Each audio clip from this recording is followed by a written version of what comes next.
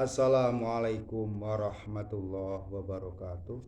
Kepada para pecinta turos ulama ataupun para suluan Mataram, kita lanjutkan yaitu ngaji kitab tasawuf. Dalam hal ini kita akan melanjutkan ngaji kitab yaitu kitab Minhajul Atqiya karya Kiai Soleh Darat Semarang. Pada kajian ini adalah kajian yang kedua. Kita akan mengkaji kitab ini mulai halaman 4, 5 ataupun sampai 6. Bismillahirrahmanirrahim. Setengahé kersane para ulama sufiyah ora sah salat ana ing dalem bumi Magdub utawa Jarik Maksub, mongko ora tinemu taat ana ing dalem jerone maksiat. Kaya mengko mburi bicarane insyaallah taala. Lan ora sampurna tinggal maksiat angin kudu arep zuhud anit dunya, mongko diadi wajib ing ngatasé wong kang mutakin arep ngaji iki kitab Nadhom Hidayatul Atqiya ila Thoriqil Auliya.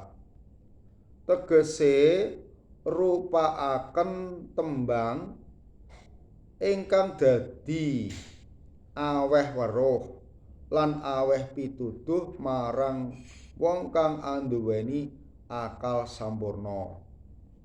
Den tuduhaken maring dedalane lakune para aulia ilah ta'ala sumawana ing ngatasé wong kang wis umur 40 taun, mongko hak wajib lamuna ngawerwana cirtane iki kitab Nadhom krana wis kasebut ing dalem hadis dawuh Gusti Rasulullah sallallahu alaihi wasallam, sapa wonge wis tumeka umur 40 taun lan hale ora ngungkuli amal kebagusane ing ngatasé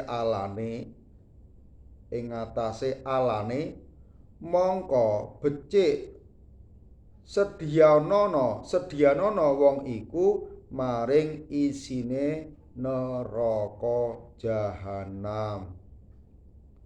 Mongko wajibe ing ngatasé wong kang wis umur 40 taun iku arep anduweni kelakuan ingkang bagus lan arep tinggal ala babar pisan krana wis ora ana udur ing ngatasé wong kang wis umur 40 taun.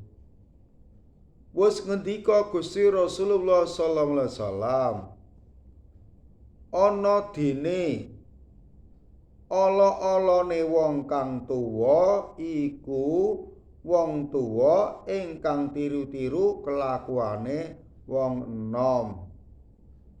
Lan bagus-baguse wong enom iku wong enom ingkang tiru-tiru ing kelakuane wong tuwa. Mongko artine tuwa iku wis umur 40 taun. Mongko wajib ing ngatasé wong tuwa-tuwa arep ketungkula barang kang manfaati awake ing dalem donya lan akhirate. Krana ngalamate wong kang den sengiti dening Allah Ta'ala iku ketungkul barang kang ora manfaat donya lan akhirat. Krana tuna-tunane manungsa lan getun-getun menungsa besok ing dina kiamat iku wong kang ilang umure ing dalem sak jam ing dalem ginawe nglakoni barang kang ora den perintahaken dene syara lan ora den idini dening syara subhanahu wa ta'ala.